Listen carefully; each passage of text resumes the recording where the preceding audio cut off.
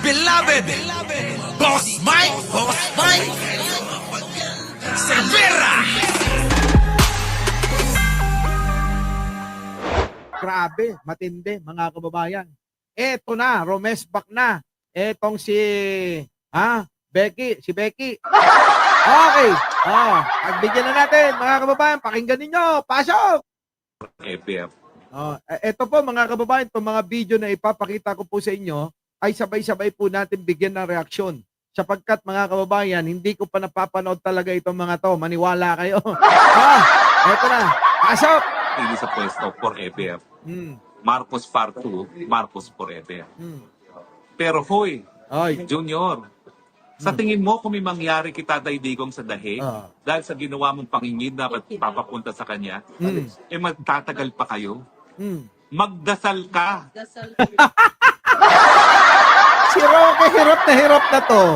Sa totoo lang, hirap na eh. Ang tagal nyo na sinasabi kay Yaya, magdasal na kayo. Pag may nangyari kay Digong, lagot kayo. Dati, mga kababayan, nasigaw nila, subukan nyo lang, mga kababayan, na makipagtulungan sa ICC, dalhin nyo si Digong sa dahig. Sabing ganon. Diba? Sabi nila yan eh. Subukan niya, puro banta ng ganon eh. Magkakagulo, maghahalo ang balat ng tinalupan, mga kababayan. Oo, sabi nila yun. Hindi lang ho yan ang nagsasabi. Lahat halos, yung mga DDS Sukdulan pang ipagmalaki daw yung mga barko-barkong mga pumapanig sa kanilang mga militar. Dadaong daw dyan mga kababayan. Saan? Sa Manila Bay. At susugod daw dito para tumulong sa 13 nagrarally. Natandaan nyo yun, mga kababayan ko? Natandaan nyo yun? Yun daw tutulong daw ng mga militar na barko-barko daw, mga kababayan. Dadaong daw dyan sa may Manila Bay. Mga kababayan, MacArthur Diba? Diba? Natatandaan nyo ba yun? Yung 13 lang sila na nagrarally, kasama siya. Diba? Nabawasan. Si Meme Peoples, tsaka si Madam Ellie. Diba? Bumaliktad sila. Tapos mga kababayan, antay naman tayo. At yung mga tatanga-tangang mga DDS, antay din ng antay ng mga militar na tutulong sa 13 nagrarally. Walang yan. Eto na mga kababayan. Ayan na, nangyari na, naipadala na nga si Digong. Bahala kayo kung anong gusto nyong itawag. Diba? Mga bobo naman kayo eh. Diba? Mga DDS, mga kababayan, ang tinutukoy ko, bahala kayo. Kung kinidnap o ano pa mang katawagan ninyo, bahala kayo sa buhay nyo. O ano nangyari? May nagawa ba kayo nung dinala si Digong sa ICC? Di ba nga, wala. Wala kayong nagawa. Si Bato nga nagtago pa. Di ba? Si Bato, nakitipang tapang-tapang kapag isasalita. Di ba nung hinuli si Digong nagtago, hindi nyo makita? Si Bongo nandun, naghatid ng pizza. Pero mga kababayan, si Bato, wala, nagtago. Tapos eto na naman ang kanilang banta, mga kababayan. Subukan nyo, na may mangyari kay Tatay Digong namin. Naka! Wala na pa kayong mga tao dyan. Kung namatay yan, iburol nyo na lang. Kapimpiman, titsura na dato yun, nabalita. Hoy, naintindihan nyo? Kapimpiman, titsura na, baklita. Grabe, no? Matindi to. Ang tapang din nangyayari nito talaga. Biruin ninyo, may pabanta pa. Sige, ulitin nga natin. Mga kababayan ko, tingnan nyo itsura ni bakla. Sa totoo lang, malapit na maging katulad ni Digong ito eh. Magiging butot balat na rin. Kung si Digong, mga kababayan, butot balat na lang daw kasi nga hindi na umiinom ng gamot, hindi na kumakain, dahil siguro mga kababayan gusto niya ng mategi. Tapos yung kagustuhan ni Digong na mategi na kasi matanda na at hirap na sa kulungan, sisisi nyo kay Pangulo? Bobo pala kayo eh. Diba? Bubu! Carlo Cabinson, thank you naman.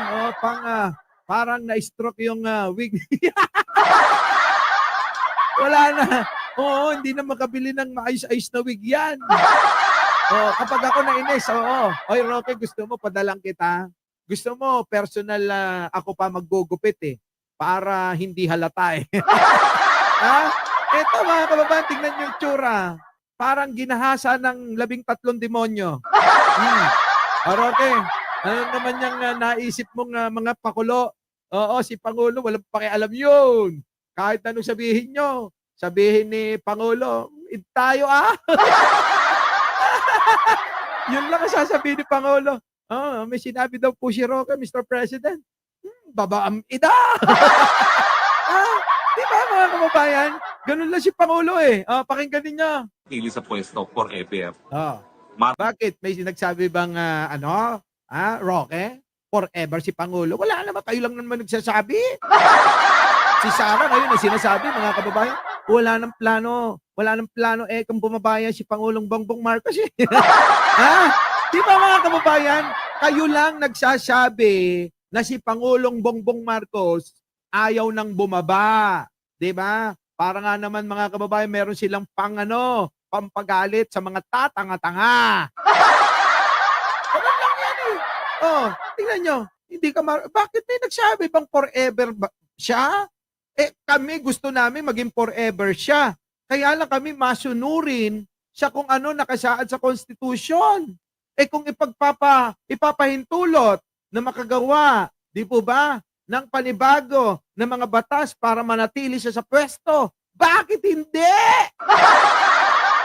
Pero hanggat hindi nababago yan, walang magagawa ang sino man. Roque, ha? Pakinggan mo. Pili sa pwesto forever. Marcos Part 2, Marcos forever. Pero hoy, Junior, sa tingin mo kung may mangyari kita Digong sa dahi, dahil sa ginawa mong pangingid na papapunta sa kanya, magtatagal pa kayo? Magtatagal daw. Nakakawa na ito kay Sara sa kabaliwan. Mga kababayan ko, iba na yung mga sinasabi nila, no? Sa sobrang galit nila, mga kababayan, dahil sa mga nawala sa kanila. Naku, kung ano-ano na lumalabas sa bunganga. Yung emosyon na po nila ang pinapagana, hindi na yung isip nila.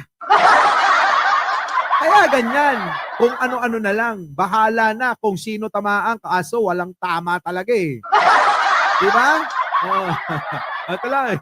Dasal ka na tumaba muli si Tatay Digong dahil kasi patuloy na pumayat at may mangyari sa kanya. Tapos na ang inyong pamilya.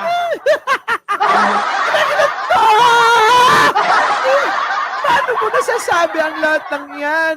Samantalang nandiyan ka, nagtatago ka pa rin. Ginagamit mo pa rin si Digong. Ang klase. Oo, yung galit ni bakla, mga kababayan, matindi. Di ba? Di ba? Ibang klase. Uy, wala pa, nandoon ka pa sa SMNI noon nung sinabi mo yan eh. Sabi mo noon nako, mauulit ang nangyari sa tatay mo. Marcos Jr. Mauulit. Sabi nito noon, doon sa SMNI. Mauulit ang nangyari sa ama mo, nangyari sa inyo noon. Pinagtabuyan kayo patungo ng Hawaii, ganon. Tapos ngayon, ito na naman ang banta netong gonggong. Ano daw, mga kababayan, kapag ka daw namatay, may nangyari daw masama, kasalanan daw ni Pangulong Bongbong Marcos. Bubu! Gano'n naman talaga kayo eh. Diba? Lahat na lang ng mangyayari sa inyo. Kulang na lang. Pati pagkakagiray-giray ng wig mo, kasalanan ni Pangulo. Kaya mga kababayan, diba? Lahat na lang ng mangyayari sa kanila. Oo, kasalanan ni Pangulong Bongbong. Diba? Siguro pati yung tuhod mo. Ibinibintang mo kay Pangulo. Diba? Oo.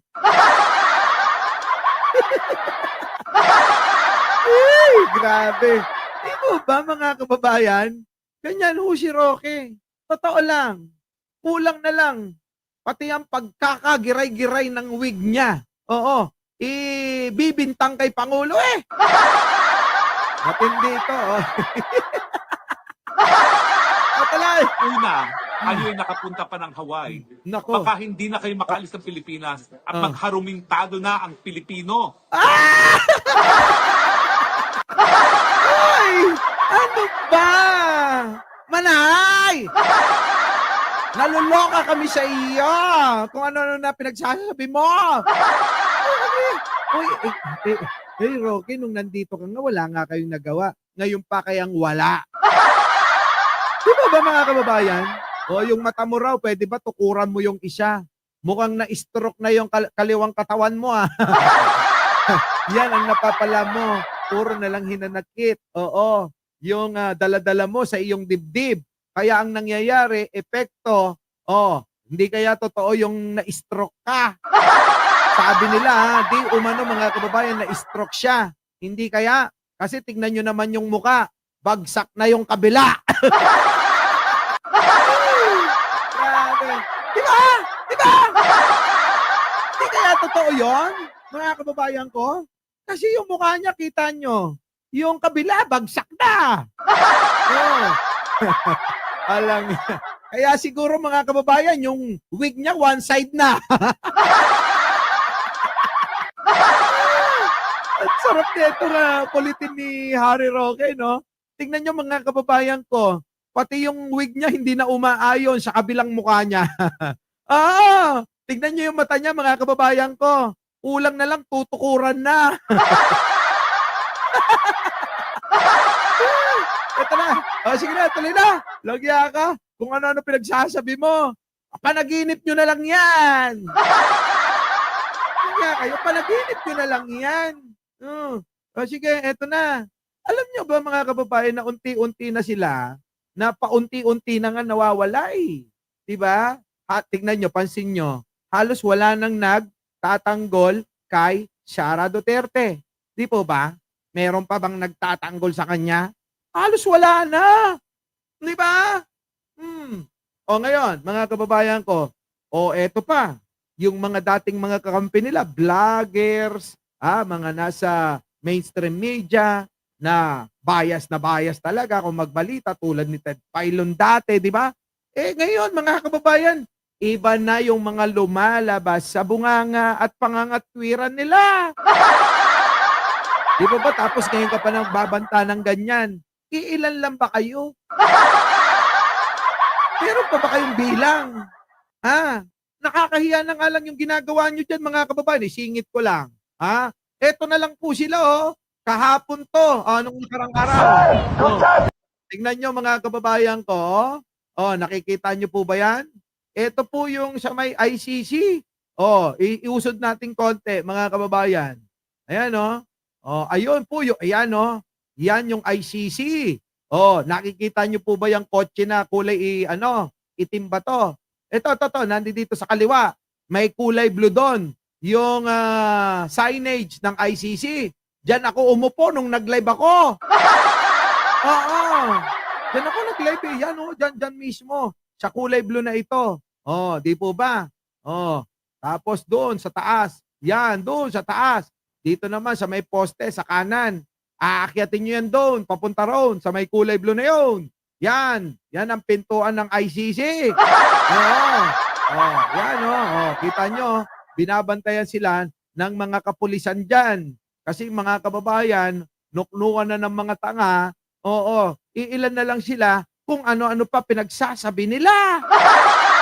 Di ba mga kababayan ko? Tingnan nyo ayan naka 0.5 siguro ang pagkakakuha ng camera. Yan po ang ICC. Tingnan nyo, nasa gitna ng bukid. Solong-solo siya. Tapos yung mga nandito na sa kabila, puro kabahayan na yan. Yan, At wala kayong maiihian. Yan po ang totoo dyan, mga kababayan, Yan, inikot ko lahat yan. Lahat yan, inikot ko. Yan lugar na yan. Kaya pakinggan natin kung ano pinagsisigawan ng mga bobong ito.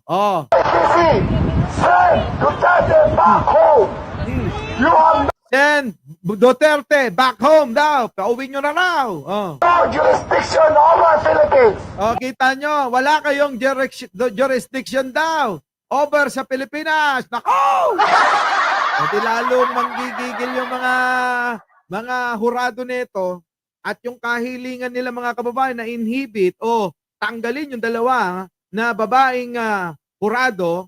Aba mga kababayan, hindi sila kinatigan dahil hindi naman sila biased daw. Nako! Wala na hong pumabor sa desisyon ng ICC para kay Digong. Ha? Wala na eh.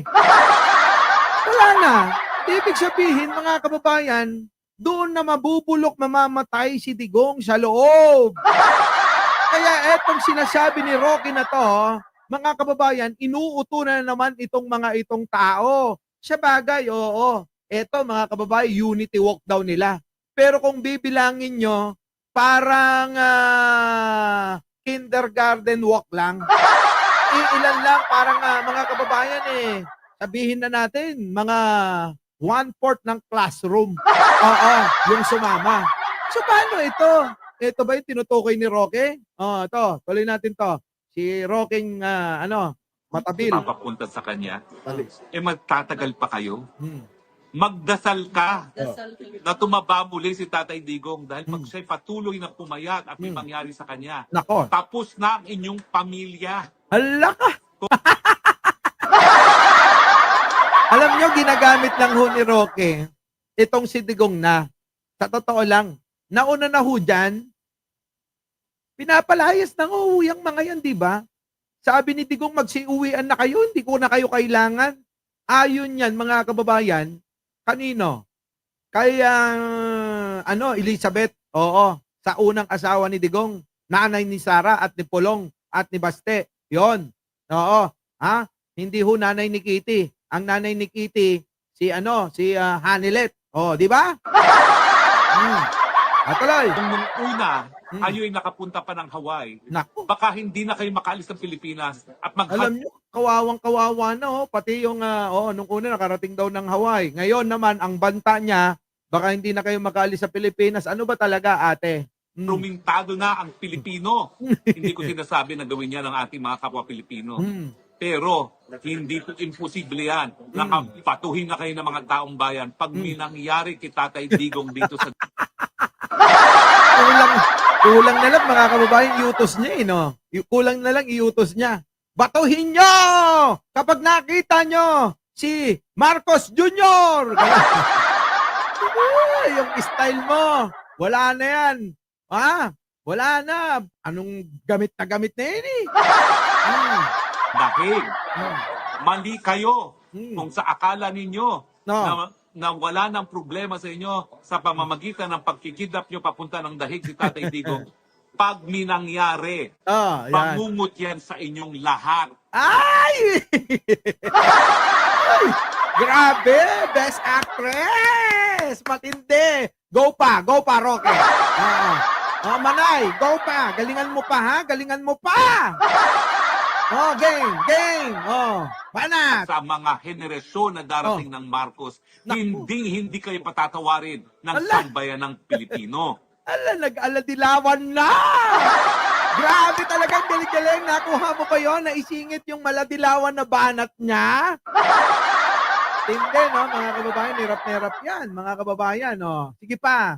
Kita nyo naman kahit laglag na yung kabilang mukha niya. Ha? Tumitira't kumikikig pa. Talagang solid DDS si Manayko, ha? Oo, si Manayko, mga kababayan, tandaan nyo, ito talaga ang solid DDS.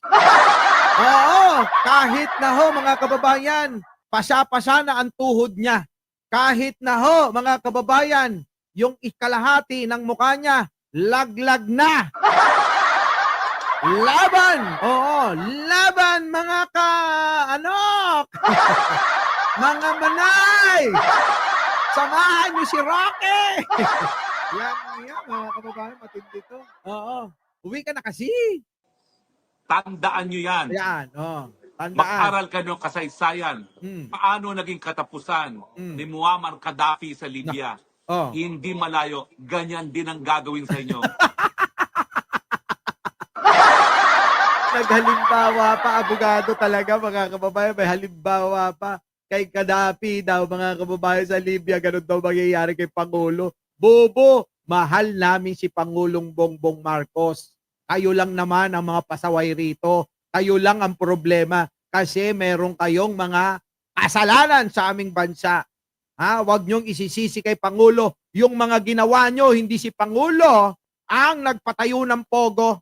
Oh, di ba? Hindi si Pangulo ang kumitil ng maraming tao. Hindi si Pangulo ang gumawa ng mga kasalanan tulad ng ginawa ni Digunyo, mga kababayan.